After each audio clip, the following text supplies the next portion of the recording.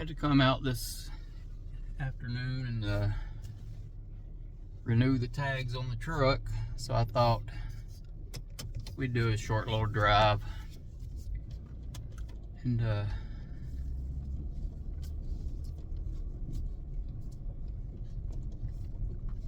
just show you a little bit of my hometown. You know, I don't talk about it a whole lot on these videos. You know, I talk about other things, but I live in a very historic town. Let me flip the camera. This is Dayton, Tennessee. Very old U.S. city that holds a lot of history. You know, right now we are approaching the famous Ray County Courthouse, as you can see there on your right. And that was the historic site of the Scopes monkey trial. Sorry, we hit a bump. But that was where they had the hearings about evolution and whether or not evolution could be taught in schools. Just a fun little fact about my hometown.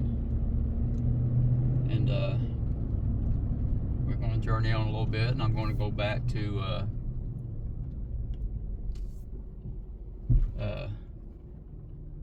Pocket Wilderness out here, and it's a place where I used to spend a lot of my childhood days. And to be honest, don't tell Mom, we used to skip school and go out there back in my day, you know. But when I was younger, and even up until I think 2 years ago, I've talked about it before on the previous video, but the roads out there were not someplace people like to drive because of how rough they were. They used to be very unmaintained. It was just old mountain road. Lots of dirt and gravel and ruts, like deep ruts, where you had to straddle them with your car or you get stuck. But we like to spend a lot of time out there, and most people in this town, they were always like, oh, it's so dangerous out there, you'll get hurt, you know, you'll get, bad people are out there, you'll get kidnapped, there's stuff in those woods that'll get you. You know, you heard all those stories when you were younger, you know. But you know, we go out there to have fun and just look around. And then over time, I started going out here to do a lot of research. And it's a state park. It's actually known as the Laurel Canyon State Park, but we've always called it Pocket Wilderness. And I've become friends with the park ranger out there, the guy that locks it up and opens it every day. They open at 7, 8 o'clock in the morning, and they close at as soon as it gets dark. They close gates, usually about 7 o'clock. They lock the gates up, and you can camp out there, but you have to have a permit, and there are no camping sites close to the parking lot. You have to hike to the camping spots, and to get to the camping spots, it's not an easy hike. It's so there's not a lot of people that camp out there to this day. But with they did pave the roads, so it is more accessible for people, and it's brought in a lot of people from all over come out there. It is one of the most beautiful parks, state parks, that you can go to. So there are 3 big waterfalls, beautiful waterfalls, which I will not walk to today. it's cold and we're getting ready for the snow ice apocalypse that's about to happen, starting later tonight, early in the morning. So it's a little chilly, but I figure I'll drive out there and just spend a little time getting some fresh air and gab a little bit. And maybe with the cold there won't be that many people out there, but normally through the week, Mondays through Thursdays, there's not a lot of people out there. People have jobs. But Fridays and Saturdays and Sundays, it can get crowded out here, especially in the summertime, because I've said it in the past, you know, it's a blessing and a curse that they paved this road, because it's a curse that it's not a area that's private to us locals, and it's us being stingy with it. We don't, I'm friendly with everybody and I respect everybody, but some locals don't feel the same way, and they, this was part of our little secret. It was our beautiful place that we could go to. But I do enjoy meeting the people from all over the country, that come out here. A lot of rock climbers, because there are some really nice areas to do rock climbing. There may be some out here today, and if they let me, I might film them a little bit. But most people out here still, to this day, stay on the main trails. But we're entering the park now. As you can see, the roads are paved and easy to drive on.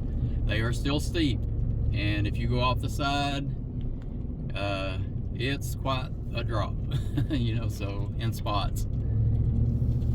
But they've really upgraded this area and built these, roads where people can get to them, because they've, I'm sure a lot of people know that they've started the Cumberland Trail,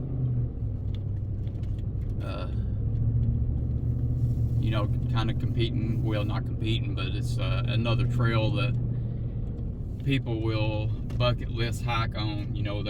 People hike the Appalachian Trail, from one end to the other. And now a lot of the seasoned hikers are hiking the Cumberland Trail, and this is part of the Cumberland Trail. It leads right through here, and so a lot of people have discovered the beauty out here, and they have upgraded these roads tremendously, where they are very easy to drive on. And with that, when that happens, more people come out here. And like I said, it's a blessing and a curse. Part of me loves it, part of me hates it. I love it because it is easier to drive, because before it might take you 30 minutes to get down this road because it would be so bad, so if it rained a little bit, there'd be more trenches, and you would have to swerve in and out of trenches to get down here. But with the addition of this road, it's much easier to drive on, and more people come out here. And I love meeting people. I love meeting the hikers and hearing stories and hearing their experiences.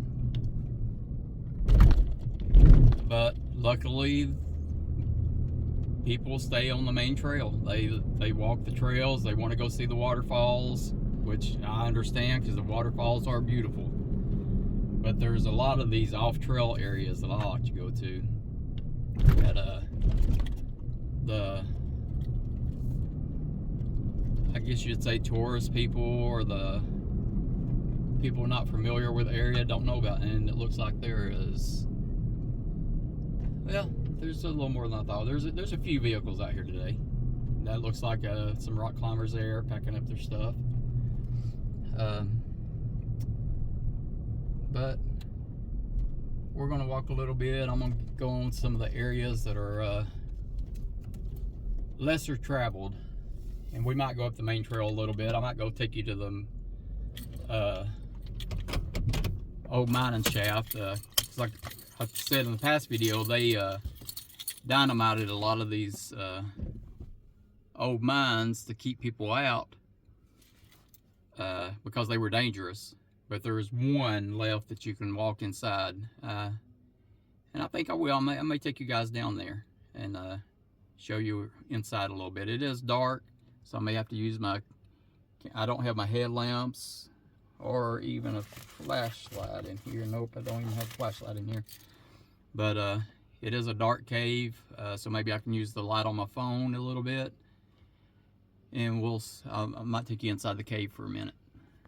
So join with me, follow along.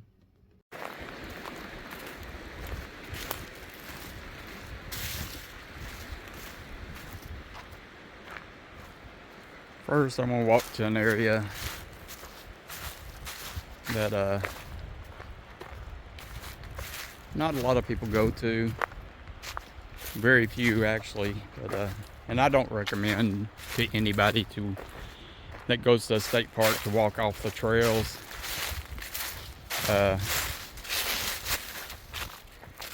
And I'm not the world's greatest hiker, but I know this park, so that's why I feel safe doing this. But I don't recommend, straying off the main paths, because you can get hurt. There are wild animals, and and when you're not on a main path, if something were to happen to you, it'd be much harder to find you, to rescue you. But we're gonna walk up here just a little ways, and it is off the trail, but I want to show you this was an old mining village back in the 1800s, late 1800s. And it's let's get this barbed wire up where they think it can keep people out, but it's not going to keep me out. Oh, we got over that. Opens up a little bit here, but like I said, I don't recommend walking off trail at state parks, because your safety's not guaranteed, and it is harder to locate you if you get hurt. There's a lot of beauty that you can find by going off trail, but if you do, just make sure you know the area, and don't be like me and come with buddies, because don't come alone like I do. But I do know this area pretty well, so I'm not too afraid. But I've got to this is the old TNT building.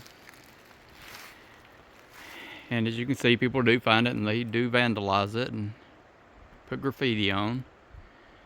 But back in the 1800s, this was used to store dynamite. And look inside.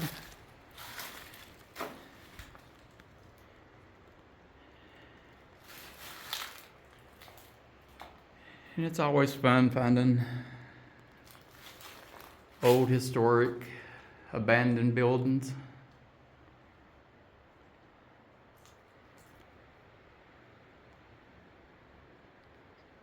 There's an old cushion of some sort. I'm sure people have used this area to sleep in, sneak out here and camp overnight. And I'm sure not right now, because it's pretty cold.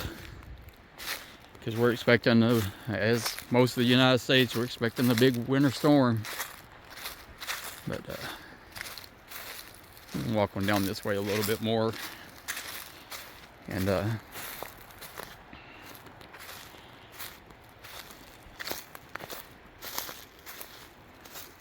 This is just one of my research areas where I've had a lot of it.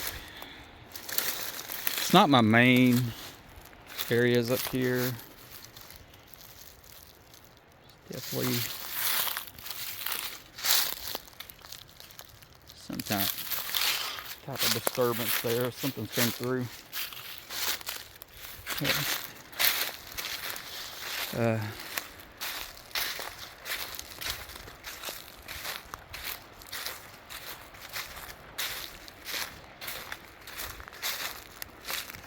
This area in the summertime, it can be full of kudzu, and I mean, as far as you can see, like I'd be walking in kudzu right now if it was summertime, and like all through there. Like in the summer months, it's just, as far as you can see, just green kudzu. And this is not the easiest terrain to walk on. It looks like a state park. They drive four-wheelers down through here sometimes to check and make sure people are not over here or not injured. Some more tracks. Looks like probably from a deer that came through.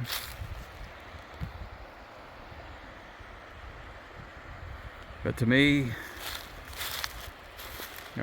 these lesser known areas, these areas that people don't come to, are probably the most beautiful. And people deserve to see this beauty. And you can see there's a collapsed, is one of the old bridges they used to get across back in the mining days in the 1800s. And there's another small TNT building on the other side over there, but I'm not going to cross that because with it being cold, and I do not want to step or fall in the water to get over to that other building. But me and some buddies will come out here sometimes and we'll hike way down through there, and believe me when I say this, from this point on is some of the hardest walking you will do, because I know besides the two little hills in front of me, on the other side of those two little hills it looks like flat ground, but that is actually rocks, deep holes, and it's very hard to walk on, and I'm not going to attempt it today. But I spend a lot of time out that way, just doing research and just enjoying the fresh air. But my park ranger friend, he tells me about the Sasquatch in the area that come off the bluff, but he has also told me that he has seen 3 out here quite often. And I myself have found footprints and had rocks thrown at me out here, because with the tourists, of course, the animals will move into the areas that are lesser visited. And as you can see from all the way around me, there's very little signs of any type of man out here. Because unfortunately, with state parks and the areas that people walk in, you're going to see garbage, and it's a shame. If people bring it with them, they should take it back with them and not just throw it down. But I'm going to leave this area for right now, but I will tell you, in the warmer months we'll do some more hiking down through that way, and I will show you some of the more squatchy areas, because the woods get thick. There's a lot of wildlife out here, a lot of big cats, coyotes that you wouldn't believe. Around that hill there's a slough that goes back that you know, leads into some deep woods. As you can see, the woods go on forever. This is we're about halfway up a mountain right now, and the mountain continues on up, as you can tell. And there's a lot of places for large animals to hide out here and bunker down. And with it being cold, and that walk down through there is a little treacherous, and I'm by myself, I don't feel safe going alone, you know. So when I go down through there, I do have a buddy or two with me, just in case something happens to one of us. The other one could go for help. But when it warms up a little bit, we'll take a walk down through there, and I'll bring a buddy or two with me, and we'll film a little bit. But I'm going to go on up towards the main trail, and I'm going to show you the old mining shaft that a lot of visitors can easily go to. So let's take a walk. And as you can tell right through here, you can see that there's a lot of deer activity. Yeah, maybe even some wild hogs. It looks like a little bit of rutting in the ground here. There's a lot of disturbances in this ground. But there is a lot of wildlife out here. A lot of big cats, a lot of wild hogs, bear. That I've seen signs of bear out here. Found tracks. And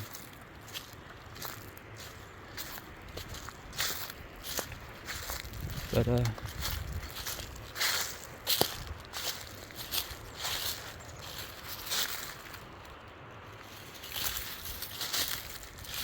there's still a lot of places off trail that these larger creatures can hunker down, and they could be right in here and you not even see them. Some of the nocturnal animals can hide right 10 feet from you and you can't see them. Back at the dynamite shack.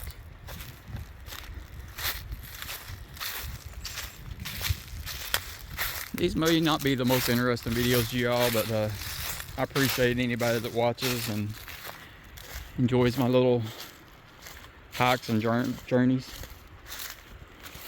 But we're gonna get up here to the main trail and walk down.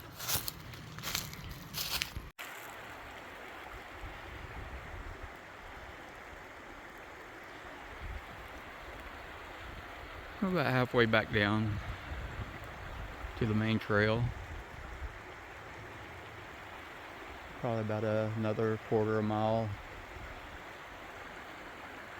But I just want to stop a minute and enjoy the beauty.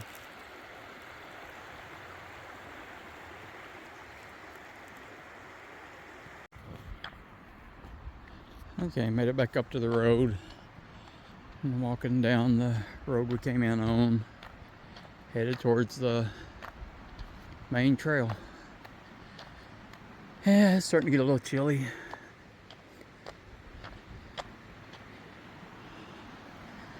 But we're a little tough sometimes.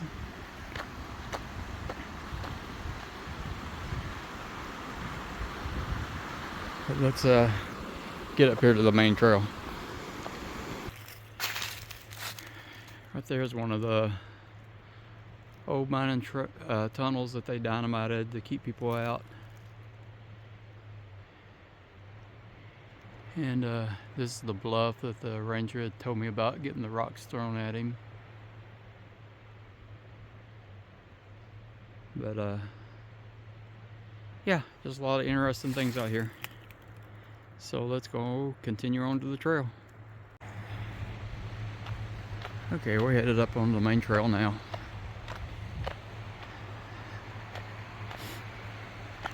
Like I said, I'm a little biased because I live here, but this truly is one of the most beautiful state parks that you could ever visit. And like I said, tourists leaving garbage. But they do have this little booth that welcomes you in, that shows you the trail and tells you a little information about it. And Let's show you how to get to Snow Falls and Buzzard Point. Now Buzzard Point, okay, it's a 3.7 mile walk, and it's not an easy walk, but it's beautiful. If you can get up there, it's an overlook, and it is very beautiful up there. There's also the Laurel Falls overlook, and it is really tough to get up there. To get to the bottom of it, it's tough, but it's very manageable. I mean, the trail curves in and out, and at one point you actually have to crawl through a rock to get to the falls. With the Laurel Falls is beautiful. It's a very beautiful fall, and so the Snow Falls is too, but Laurel Falls is something that I highly recommend if anybody comes to visit this park to go see, if you've got the time and the endurance to hike there. And like I said, it's 2.7 miles to the campsite.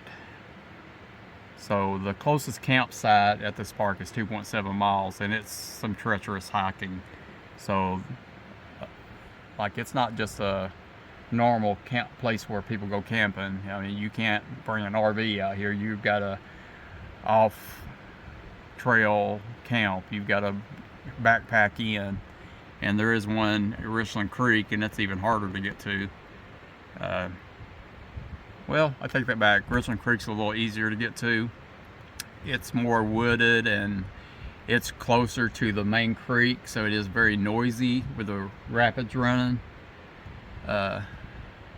The Laurel Falls campsite is very noisy because of the waterfall, and there's a third one. It's up on the bluff. But there's a lot of things to do out here, and there's a lot of beauty and a lot of history out here. Because you know, we drove by the courthouse there where they had the Scopes monkey trial, and the trial for whether or not they could teach evolution in schools. And that's why they nicknamed this town Monkey Town. And but up on these bluffs, you know, I like to do a lot of off-trail hiking up in these bluffs and these areas, but not today. And I usually like to have at least one or two buddies with me. And some more history plaques here that you can read about the history of the area.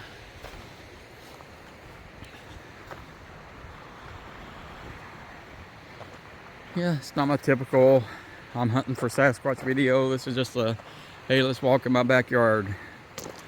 Let's walk through some of my old stomping grounds. And we came out here last week or the week before, I don't remember.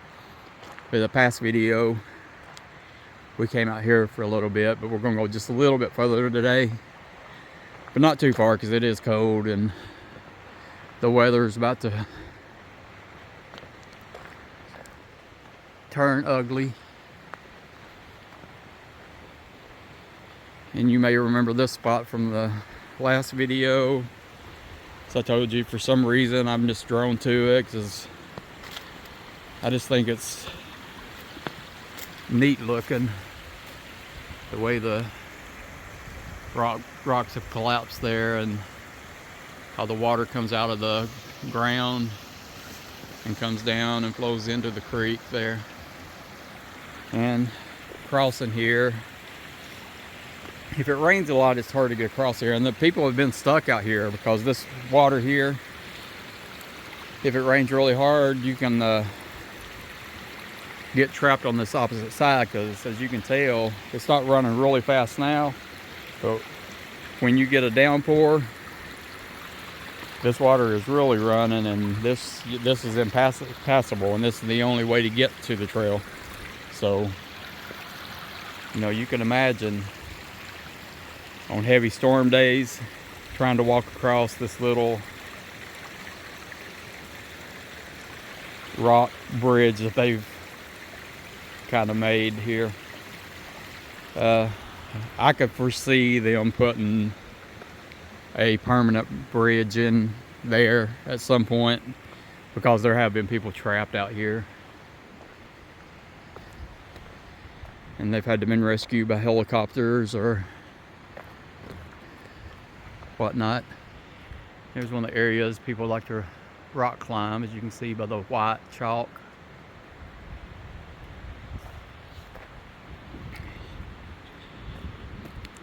And like I said, the waterfalls are beautiful out here, but the rocks and the woods and the rock formations are just even as breathtaking to me as the waterfalls.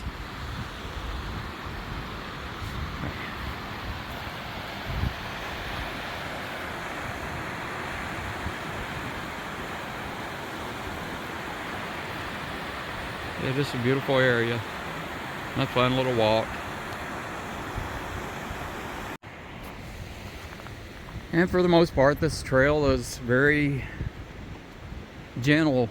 If you just want to come for a walk, you know, there's a lot of joggers come out here and stuff, because it's I mean, there's some rocks and stuff, but for the most part, it's flat.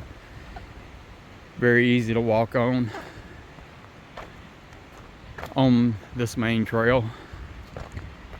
As you get closer to the falls, it gets a little more treacherous. And they do have this nice little bridge here to help you get across, where the water flows off the mountain. It comes down here and flows into the main Richland Creek here. And with heavy rainfall, it's a sight to see how much rapids are coming down through here. And just looking up there, when the heavy rains hit, there is one of the most beautiful waterfalls you'll ever, and that's not one of them that's on the map. They don't even, you know, you've got the 3 main waterfalls up here, but the fall that comes down here is beautiful in its own right, and it's not even listed as a waterfall. And it takes some heavy rain to get it going. And maybe next weekend, or my next time coming out here, I'll walk you up there and show you the reservoir, the old reservoir, and where the waterfall comes down. I'm just not walking up there today. We're gonna go down. We got a different purpose today. I'm going to show you the old mining shaft. I think I showed you that last time. And I think I will take you and show you where me and my wife got married. I told you before it was up there. Looks like there's some rock climbers up there also. But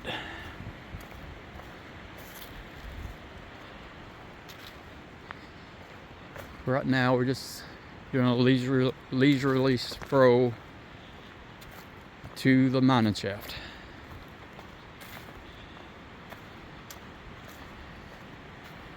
My hand's getting a little cold, so I'm changing hands. I'm putting one in my pocket. I should have wore gloves, but I didn't know I was coming here.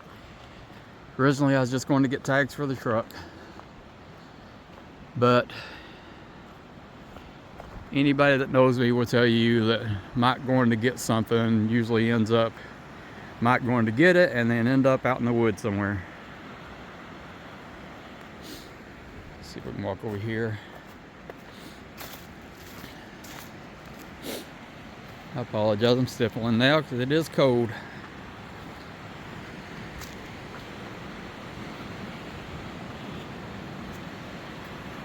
But I just love seeing these old rocks and the rapids.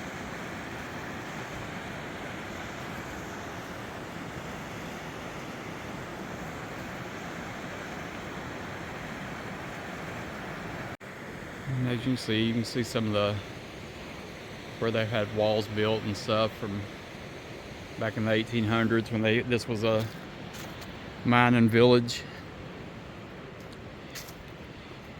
And where me and my wife were married was right up here is in front of this old the back side of this mining shaft, the air shaft. You can climb up this way, but it's a little steep, so we're gonna go around to the main shaft and walk up the trail, and I'll take you up there where my wife and I were married.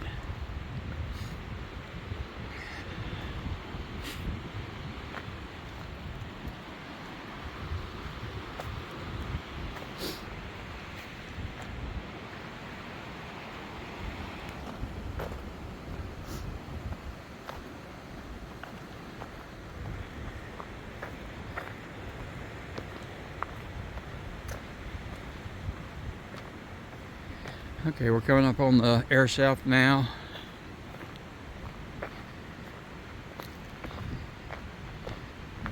A lot of people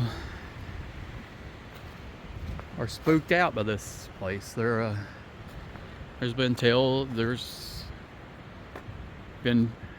tales of hearing voices and seeing apparitions, but in this mine in particular, it collapsed.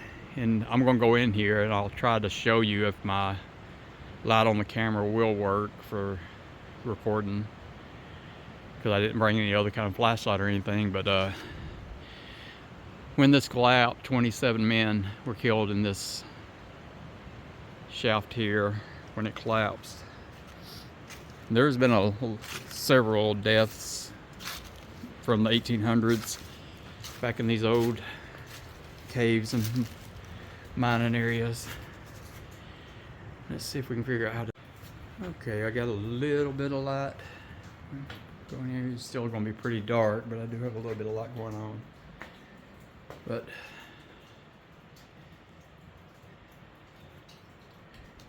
this old mine shaft, when it collapsed, like I said, 27 men were crushed in here. And try to get over the hump here. And this area can get very flooded. At times, water could be all the way up to here. And you can't go too far back. And let's see. I don't want to slip, and it's dark in here, other than this little light on the camera. But get closer to the wall so I have something to hold on to. But a lot of times this is completely full of water. So it's a rare occurrence that we can actually get down in here today. But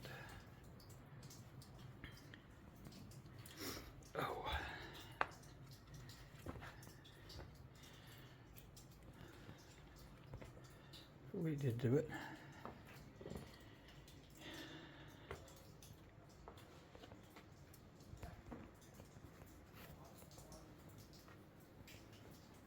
Heard some hikers walk past the entrance.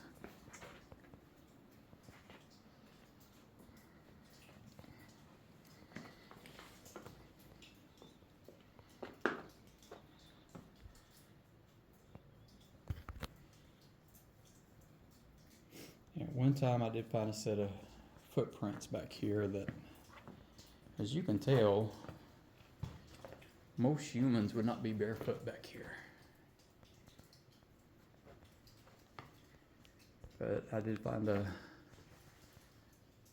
set of footprints, and I may try to see if I can work them into this video and show you what I found back over in here. But here's where the mine collapsed, and I'm going to take you up on top of it, and that's where my wife and I were married. But a lot of people, like I said, are scared to come in here. Some old railing or something.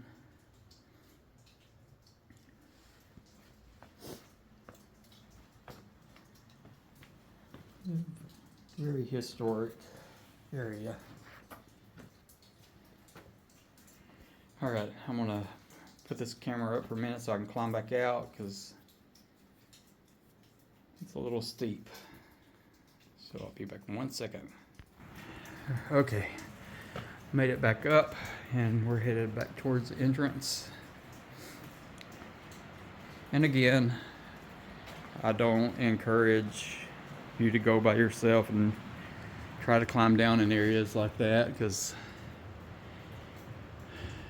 you could like most tourists and stuff, they will come inside about as far as this to the cave, and they might even go to that hill there, but not too many people will go down into the cave. And probably 50-60% of the time that's full. After this hill, it's full of water and you can't get down in there anyway. But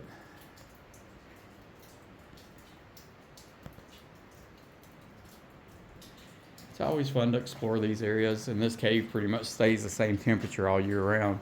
Like if it's 100 degrees outside and you need to cool off, you can just come sit in here or hang out in here and it's cool. But we're gonna come on out. Now we'll go off trail a little bit, because I'm gonna take you up here where my wife and I were married. I know I've said that 10 times now, but it's a special place for me and her and I.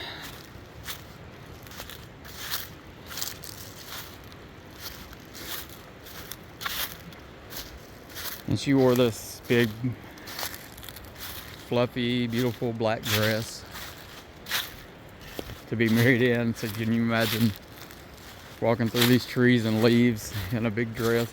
And like I said, I'll try to post a couple of pictures of that, or wedding pictures on here. I was going to dress up as well, but she wanted me to be me, and she said, I want you to wear a t-shirt and this pair of gray pants that she really likes that I wear sometimes. She's like, I want you to wear those pants and a t-shirt, because that's the Michael I know. And so I did. But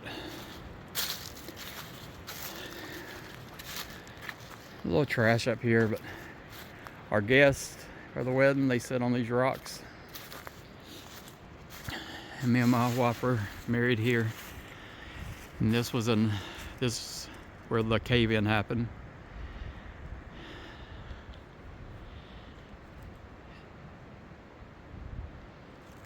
But very beautiful area. One of my favorite spots.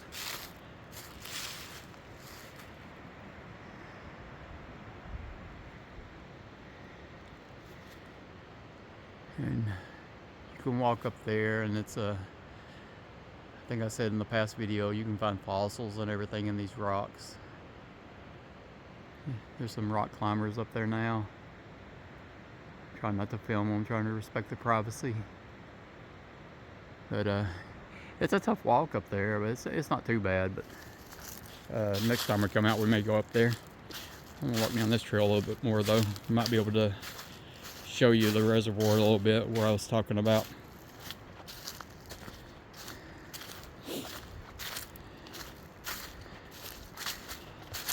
And I'll say it again, I don't recommend walking off trail for anybody unless you've got buddies with you or you're very familiar with the areas.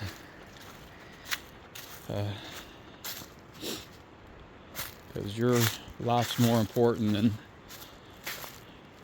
getting hurt or injured somewhere where people may not find you. Because, like I said, these areas I go to are off trail, and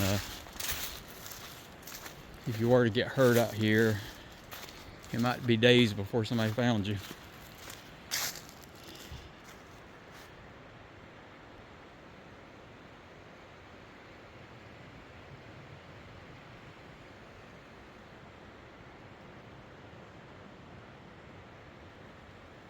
And you can see why the rock climbers love it also.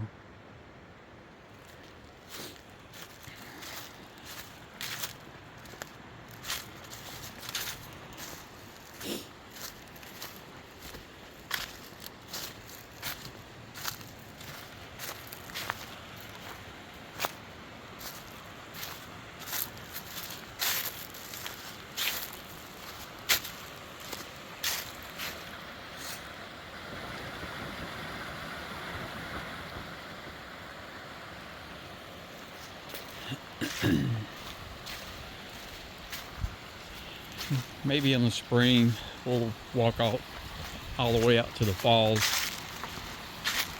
I'm definitely not doing it right now in the cold because if you're going to the falls, you might as well plan on spending all day, because they are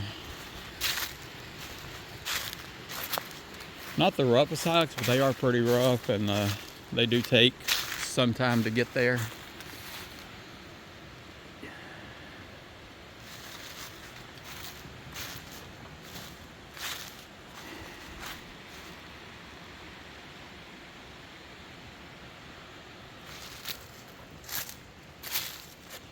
We're not gonna go much further. It's a little steep. Oh.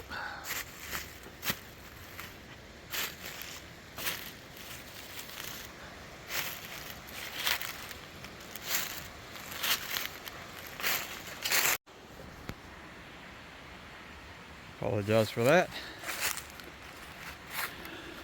I just walked up there and was not recording.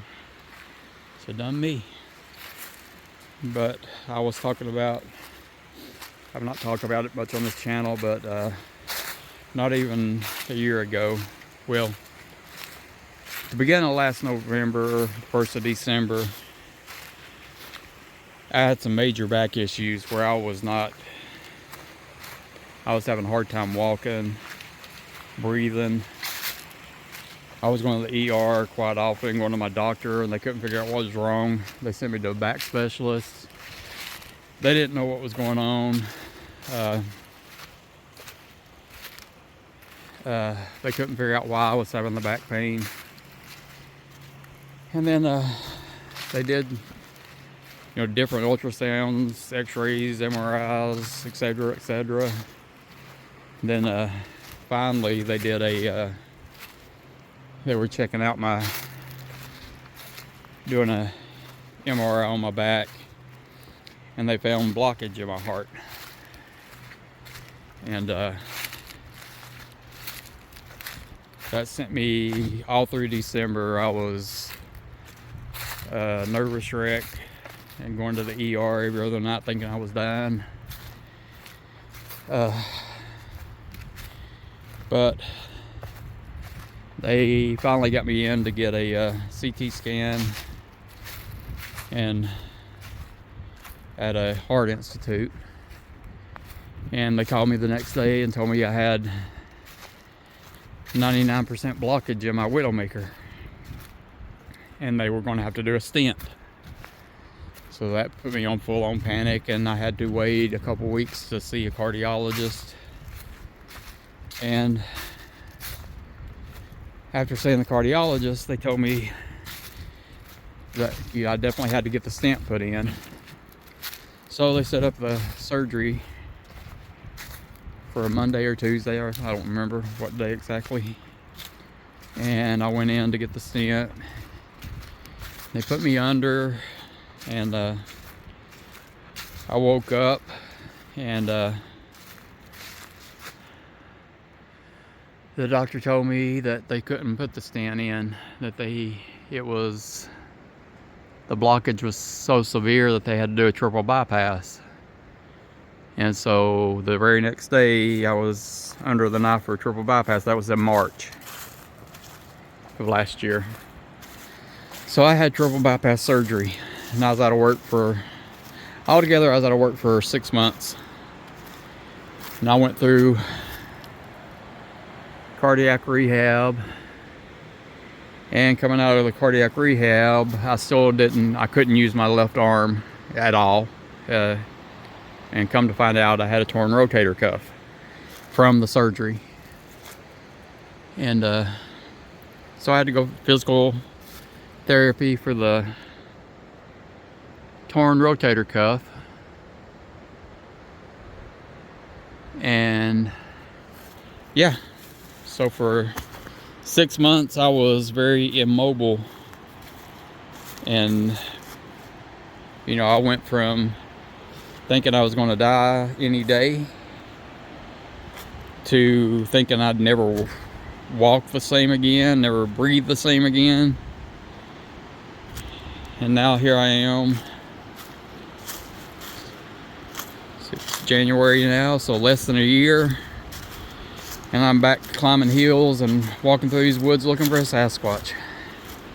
So the one, thanks to the doctors that did it. I still have soreness. I still have shortness of breath sometimes, but it gives you a whole new outlook on life. It makes you appreciate it more.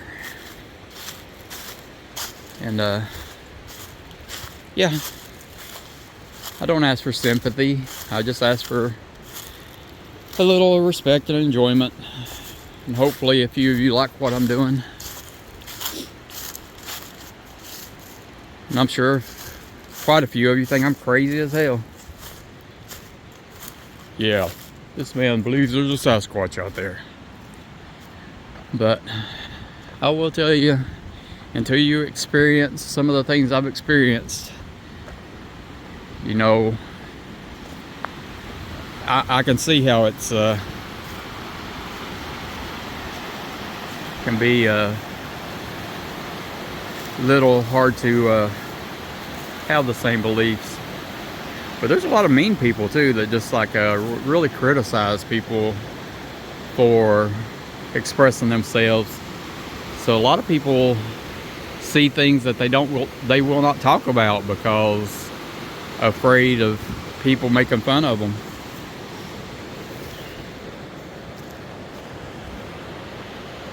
But I'm here to tell you, to the naysayers that say that there couldn't be a large creature that we haven't discovered, just take a look up there.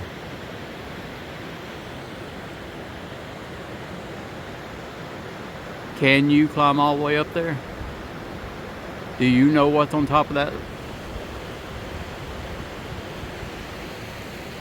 This park closes at 7 o'clock at night.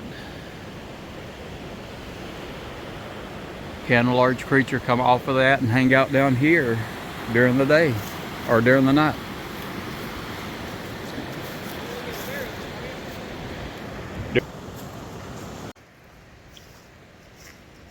Just ran into a nice little hiker. He's walking back through there. We sat and chatted for a little bit. But yeah, like I said, don't let anybody discourage you from believing what you believe or doing what you love to do. Just be you, because life's too short. And you know,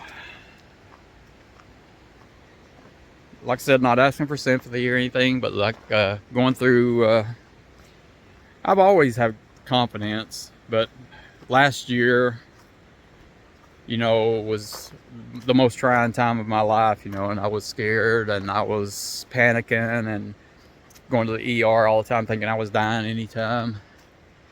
And then hopefully the doctors have me fixed up now, and I'm getting back out, enjoying the beauty of the nature. Still on my journey to do research, and not doing as much research now as I am just taking walks and going out to places and getting fresh air and getting my body back in shape to get off trail more and do the research that I used to do. And I hope you guys keep following along, because as I get each day I get a little stronger, and I'll do a little more, and it'll be fun to have you guys follow along with my researching when I can get back in there and get my buddies back with me and go out and see what we find, because I think you'll be surprised of some of the things that we do run across. You know, we've had a lot of experiences and lived a lot of years in these woods, have seen a lot of stuff, heard a lot of stuff, been through a lot of stuff,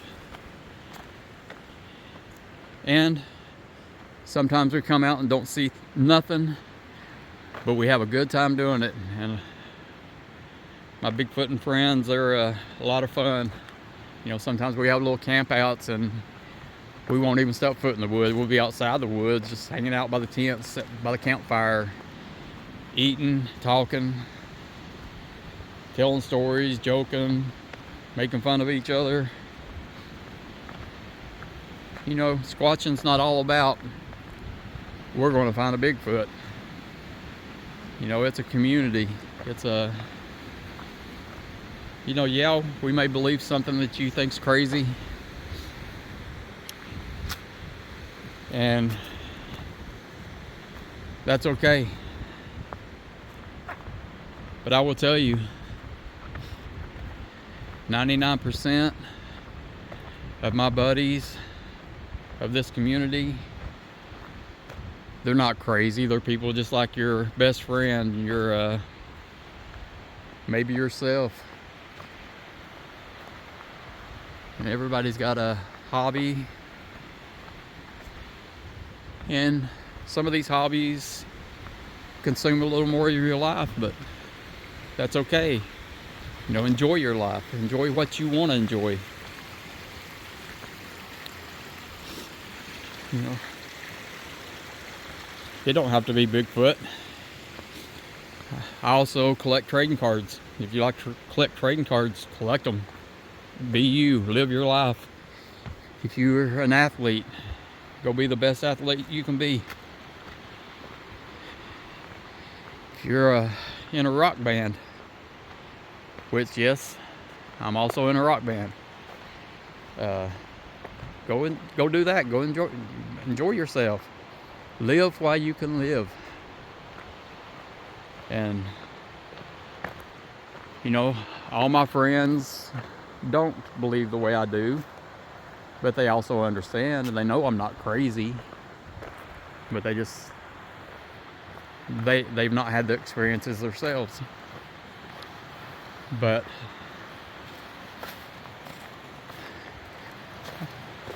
I guess my whole point is just live your life. Be you. Get out and enjoy nature. Be athletic, play sports. You know, if you're a businessman, be the best businessman you can be. If you're a gamer, play those games. You know, I'm a combination of all of it. I also play games. I'm a singer for a rock band. I'm a Bigfoot believer. I like to hike.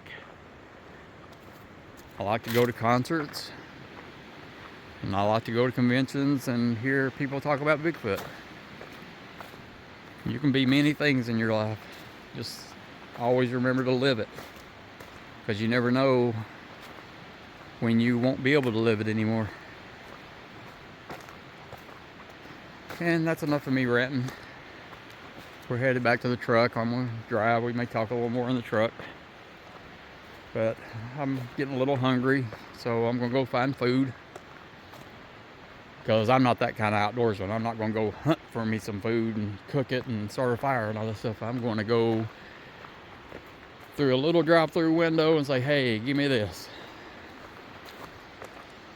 But we're going to go eat. We're almost back at the truck.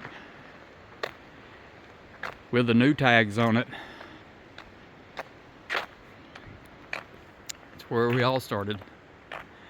So thanks for watching. See you next time.